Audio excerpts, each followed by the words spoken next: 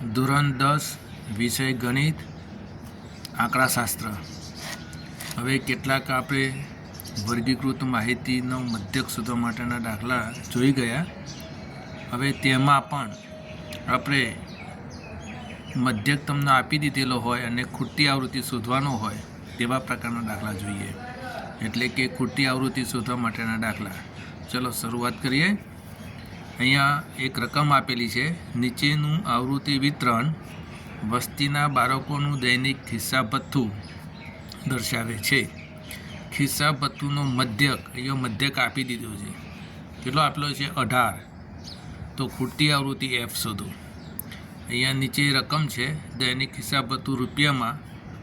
અહીંયા વર્ગમાં વર્ગીકૃત કરેલું છે 11 થી 13, 13 થી 15, 15 થી 17, 17 થી 19, 19 થી 21, 21 થી 23 અને 23 થી 25. અને દરેક વર્ગની જે આવૃત્તિ એટલે કે બાળકોની સંખ્યા આપેલી છે 7, 6, 9, 13, F 5 અને 4. હવે અહીંયા આમાં જુઓ તમે વર્ગ લંબાઈ દરેકમાં સમાન છે. 11 થી 12, 13, 13 થી 14, 15, 15 થી 16, 17, 17 થી 18, 19, 19 થી 20, 21, 21 થી 22, 23 થી 24, 25. બરાબર, બેનો તફાવત રહેલો છે. એટલે દરેક વચ્ચે ગેપ કેટલી છે? 2ની. એટલે વર્ગ લંબાઈ સમાન છે. એટલે આપણે પદ વિચલનની રીતથી આપણે આ મધ્યક માટેનું સૂત્રનો ઉપયોગ કરીશું. હવે ચલો તેના માટે આપણે આ કોઠો દોરવાનો સરસ મજાનો આ રીતે દોરવાનો છે. પહેલામાં વર્ગ જે આપેલું છે તે, બીજામાં આવૃત્તિ આ આપેલું છે તે, પછી તરત જ દરેક વર્ગની મધ્યક કિંમત શોધવાની છે અહીંયા. પછી UI = xi - h એનો કોઠો આવે અને પછી FI UI. બરાબર, આ રીતે એક કોઠો દોરી દેવાનો તમારે. હવે દોર્યા પછી અહીંયા આ વર્ગ લખી નાખવાના અને ત્યાર પછી દરેકની સામે જે આવૃત્તિ આપેલી છે તે લખવાની છે. આ જો હું લખું છું આ રીતે લખી દેવાના. આ લખી દેવાના. અને લખ્યા પછી એની આપણે સરવાળો કરો. એટલે એને શું કહેવાય? આ FIનો સરવાળો આખા આવૃત્તિ એટલે સિગ્મા FI. સિગ્મા એટલે સરવાળોનું ચિહ્ન જો, એટલે કોનો? તે FIનો એટલે આવૃત્તિઓનો સરવાળો. ચલો અહીંયા આપણે સરવાળો કરીને કે અહીંયા પહેલાં F છે તો પહેલાં F મૂકી દઈએ. અજ્ઞાત સંખ્યા છે તે શોધવાની છે તે. હવે આનો સરવાળો કરીએ. 5 ને 4 9, 9 9 18, 18 19 20, 21 21 6, 21 6 27, 27 7 34 અને 3 3 ને 4 એટલે 44 + F થઈ ગયું. બરાબર, આ સિગ્મા FI મળે. હવે દરેક વર્ગની આપણે મધ્યક કિંમતો થશે. પહેલાં આપણે વર્ગ લંબાઈ શોધી કાઢીએ. વર્ગ લંબાઈ કેટલી છે? 13માંથી 11 જાય તો 2, 15માંથી 13 જાય તો 2, 17માંથી 15 જાય તો 2, 19માંથી 17 જાય તો 2, 21માંથી 17 જાય તો 2, 23માંથી 21 જાય તો 2. એટલે દરેકની જે વચ્ચે ગેપ છે આ દરેકની એક સરખી છે. એટલે H = 2 એટલે વર્ગ લંબાઈ 2 મળી. હવે આપણે શોધી કાઢીએ મધ્યક કિંમત. પહેલાં આ બેનો સરવાળો કરો. 3 + 1 એટલે 4, 1 ને 1 2 એટલે હવે 24 આવ્યા. બેનો સરવાળો એને 2 વડે ભાગો એટલે 12 આવે. કેટલો આવે? 12. એટલે પહેલાંની વર્ગ લંબાઈ શોધી કાઢી. ના સમજ પડતી હોય તો આની મધ્યક કિંમત અહીંયા 11 ને 13 છે તો 11, 12 અને 13 તો મધ્યક કિંમત 12 આવે. મધ્યક કિંમત 11, 12, 13. 11 થી 13 છે તો 11, 12, 13 તો વચ્ચે કઈ આવી? 12 તો 12 લખી દેવાનું. આ નાની રકમ છે એટલે, બાકી મોટી હોય તો આ બેનો સરવાળો કરીને 2 વડે ભાગી નાખવાના એટલે આપણે મધ્યક કિંમત મળે.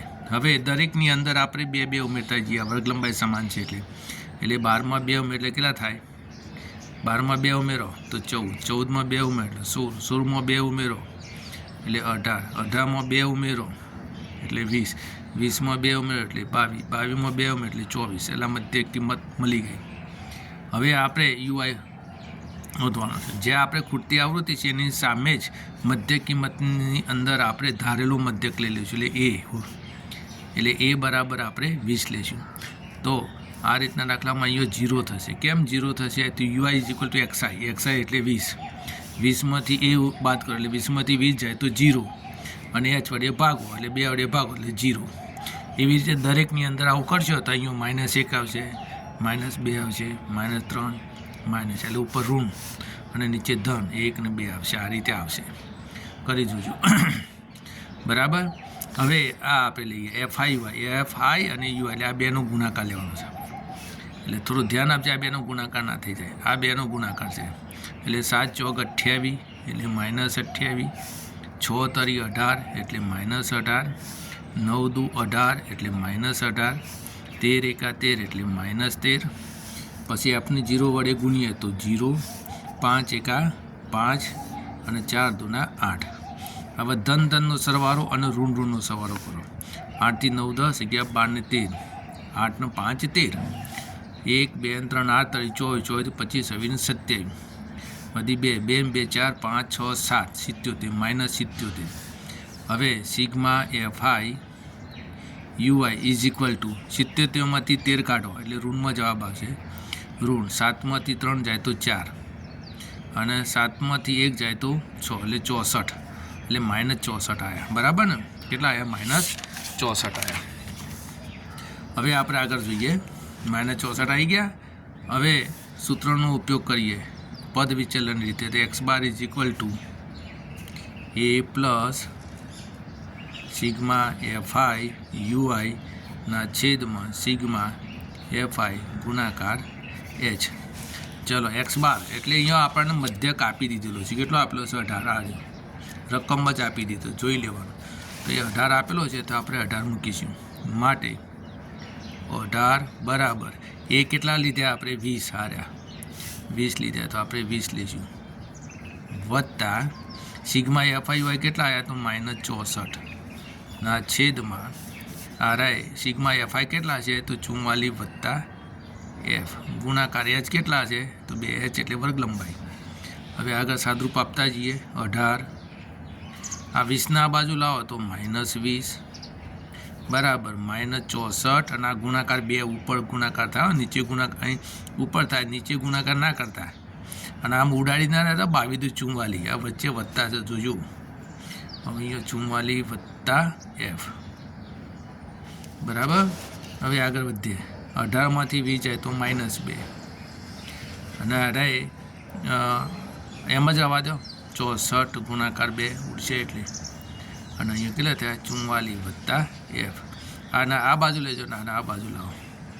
ચલો એટલે આ છેદવાળો અહીંયા સામે જાય તો અંશમાં જશે અને અંશવાળો અહીંયા છેદમાં જશે, એટલે 44 વત્તા f અને બંને બાજુ ઋણ છે એટલે નીકળી જશે. બરાબર, બંને બાજુ ઋણ છે એટલે નીકળી જશે. એટલે અહીંયા 64 ગુણાકાર 2 અને આ 2 નીચે આવશે એટલે 44 વત્તા f અહીં જશે અને 2 ક્યાં આવશે? અહીં આવશે. ધ્યાન આપ્યો. હવે 2 ઉઠશે, હવે વધ્યા 44 વત્તા f બરાબર 64. તો f બરાબર 64 -44 કરો. માટે f બરાબર 4 4 તો 0 અને 6માંથી 4 એટલે 20, એટલે આપણો જવાબ આવશે 20. એટલે આપણી ખૂટતી આવૃત્તિ 20 છે. તો એ લખી દેવાની ખૂટતી આવૃત્તિ 20 છે અને આપણો આ આન્સર મળી ગયો. બરાબર. તો આ રીતે દાખલો આપણે ગણવાનો ખૂટતી આવૃત્તિનો. આ 3 અથવા 4 ગુણમાં પ્રશ્ન પૂછાય. વિભાગ સીમાં અથવા તો ડીમાં આ પૂછાઈ શકે તેવો દાખલો છે અને આ IMP છે. અને 2-3 વખત ગણી જોજો અને પ્રયત્ન કરજો તો આ દાખલાના 3 અથવા તો 4 ગુણ તમને મળે. બરાબર. હવે એવા જ પ્રકારનો એક બીજો દાખલો છે, આ મેં લખી જ રાખેલો છે અહીંયા. એમાં 2 ખૂટતી આવૃત્તિઓ છે. બરાબર. અને એવો દાખલો અહીંયા 1 ખૂટતી આવૃત્તિ હતી. બરાબર ને અહીંયા હવે 2 ખૂટતી આવૃત્તિ, એવા પ્રકારનો દાખલો શોધવાનો. એટલે 2 ખૂટતી આવૃત્તિ કઈ રીતે શું થાય તે અહીંયા રકમને કે 125 અવલોકનો ધરાવતા આ મધ્ય કાપી દીધો છે. કેટલો આપ્યો છે? 22.12 આપેલો છે. અને આ રીતનો આખો એક એક્ઝામ્પલ આપ્યો છે અને એમાં ખૂટતી આવૃત્તિ F1 અને F2 શોધવાનું છે. તો આપણે આ રીતે કોઠો બનાવી દઈએ છીએ. એમાં પણ જુઓ વચ્ચેની ગેપ 4ની ગેપ છે, ના 5ની ગેપ છે. 0 થી 5, 5 થી 10, 10 થી 15, 15 થી 20, 20 થી 25. h બરાબર આપણે કેટલો આવશે? તો 5 આવશે. આ મળી ગયું. અને આ વર્ગ છે તો આપણે વર્ગ બનાવીશું. પછી આવૃત્તિ લખી દીધી, મધ્ય કિંમત, પદ વિચલન રીતે આ રીતનો કોઠો બને, જોઈ લેજો. અને એ રીતે કોઠો બનાવી દેવાનું અને ગણતરી કરવાની. હવે અહીંયા સિગ્મા FI શોધી કાઢીએ. સિગ્મા FI, ચલો આ F2 અને આ F1.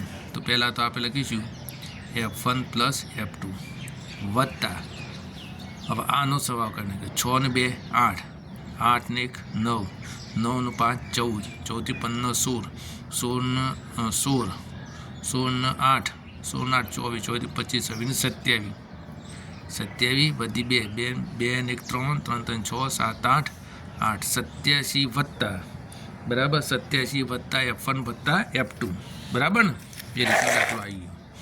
ચલો હવે દરેકની મધ્ય કિંમત શોધી કાઢીએ. હવે મધ્ય કિંમત અહીંયા કેટલું છે 0 અને 4 બરાબર 0 વત્તા 4 એટલે 4 4ને 2 વડે ભાગીએ તો 2 આવે બરાબર 2 આવે 2ની અંદર આપણે કેટલા મૂકવાના આવે 5 ઉમેરવાના.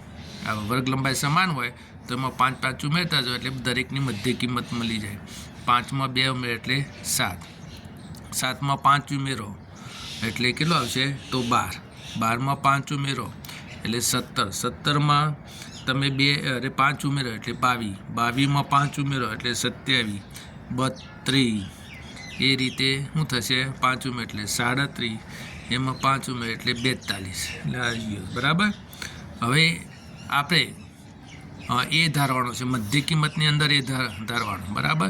તો એ અહીંયા પણ ધરાય ને અહીંયા પણ ધરાય એટલે આની સામે F1ની સામે એટલે 17 ને પણ એ ધારી શકો ને અહીંયા પણ ધારે આ કોઈ પણ જગ્યાએ ધારી શકો અથવા તો 22 27ને પણ ધારી શકો. મોટી આવૃત્તિ હોય તે પણ ધારી શકો બરાબર. મોટી આવૃત્તિ 35 છે તેના સામે અહીંયા એ ધારી શકાય પણ આપણે સરળતા માટે અહીંયા ધારી લઈએ કે એ ગમે તે ધારી શકે વાંધો નહીં. અહીંયા હું એ ધારી લીધું અને ધારેલો મધ્યક 17 લીધો તો એના સામે શું થઈ જશે 0 -1 -2 -3 1 2 3 4 અને 5 આ રીતે થઈ ગયું. હવે આ ગુણાકાર કરો FI અને UIનો ગુણાકાર અહીંયા 3 તરી 9 -9 8 દુના 16 -16 12 એકા 12 -12 F1 0 વડે ગુણ્યો તો 0 35 એકા 35 21 દુ 42 21 દુ 42 અને 3 અને F2 એટલે 3F2 ધ્યાન આપજો આ અલગ વસ્તુ છે એમાં સરવાળોમાં આ 3 ના લઈ લેતા 6 ચોક 24 અને 5 દુના 10 આ રીતે થયો સરવાળો. હવે ધન અને ઋણનો સરવાળો લઈ લઈએ. પહેલાં ઋણનો સરવાળો લઈ લઈએ એટલે અહીંયા 6 અને 9 15 15 16 17 વધી 1 1 2 3 -37 થયા. હવે આનો સરવાળો લઈ લઈએ આ 3F2 વત્તા 5 થી 6 7 7 થી 8 9 10 11 11 વધી 1 3 1 4 4 4 8 8 થી 9 10 ને 11 111 થયા. હવે 111 અને -37 એટલે 111માંથી તમારે કેટલા કરવાના બાદબાકી તો 37 7 8 9 10 અને 11 એટલે કેટલા વધ્યા 4 અહીંયા 10 થયા એટલે કેટલા વધશે 7 એટલે 74 આવશે. તો અહીંયા સિગ્મા FI UI 111માંથી 37 થયા તો 74 અને આ 3F2 તો ખરા જ 3F2 તો ખરા જ બરાબર આ રીતનું. હવે આ પર આગળ વધીએ સૂત્ર મૂકીએ પદ વિચલનનું x bar = a plus sigma FI UIના છેદમાં સિગ્મા FI ગુણાકાર h. x બાર કેટલો આપેલો છે અહીંયા રહ્યો 22.12 આપેલો છે તો આપણે અહીંયા લખીશું 22.12. એ કેટલો લીધો આપણે તો 17 લીધો. કેટલો લીધો છે તો 17 તો અહીંયા 17 વત્તા સિગ્મા FI UI કેટલા આવ્યા તા 74 વત્તા 3F2 ના છેદમાં સિગ્મા FI કેટલા છે તો 87 વત્તા F1 વત્તા F2 ગુણાકાર h કેટલા છે તો 5 ગુણાકાર 5 બરાબર. તો આ રીતે છે. હવે આપણે આગળ વધીએ 125 બરાબર ને. હવે આગળ વધીએ તો અહીંયા આપણને એક આપી દીધેલું છે અહીંયા 125 અવલોકનો આપી દીધેલા છે.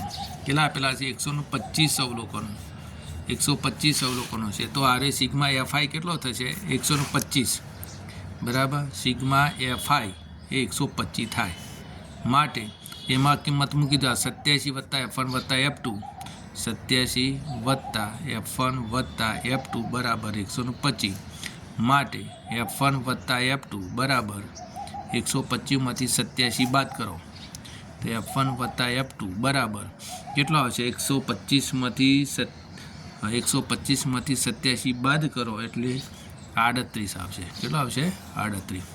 તો આનું પરિણામ નંબર 1 આપો. ચલો આગળ વધીએ. અહીંયા આની જગ્યાએ આપણે 125 મૂકીશું. આ સિગ્મા એફઆઈ છે ડાયરેક્ટ 125 મૂકવાના હતા પણ રહી ગયું એટલે હવે મૂકીશું. ચલો ને હવે 22.12 એમાંથી 17 બાદ કરો આ રહી બરાબર આ 74 વત્તા 3F2 અને આ જે છે એવું છે સિગ્મા એફઆઈ. હવે સિગ્મા એફઆઈ કેટલો છે તો આ 125 છે તો 125 મૂકી દઈએ. 125 ગુણાકાર 5. હવે આ વસ્તુ અલગ છે ને અહીંયા ઉડે જુઓ છેદ ઉડે. હવે 25 પંચા 125 બરાબર. હવે ચલો 22.12માંથી 17 કાઢો. 17 18 19 20 21 22 એટલે 5.12 અને આ 25 વડે ગુણાકાર લઈ લો અહીંયા સીધો ડાયરેક્ટ બરાબર 74 વત્તા 3F2.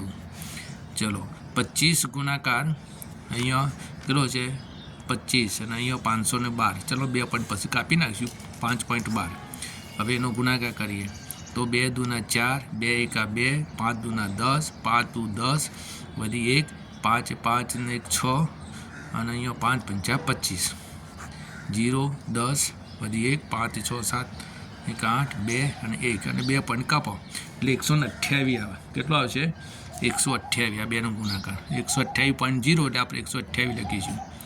74 વત્તા 3F2. ચલો 128.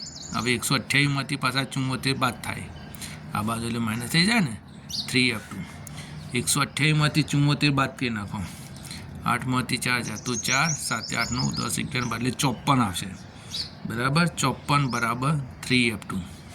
હવે 54ને તમે 3 વાડે ભાગો કારણ કે ગુણાકાર તો ભાગાકારમાં જાય એટલે કેટલા તરી 54 તો 18 તરી 54 એટલે F2 બરાબર 18 આવ્યા. જે પરિણામ 1માં મૂકતા ચલો પરિણામ 1 આરી ઉપર એની અંદર મૂકી દો. ચલો આ F1 વત્તા F2 કેટલા છે તો 18 તો 18 મૂકો બરાબર 38. તો F1 બરાબર 38માંથી 18 બાદ કરી નાખો તો F1 બરાબર કેટલો આવશે 20. આમ ખૂટતી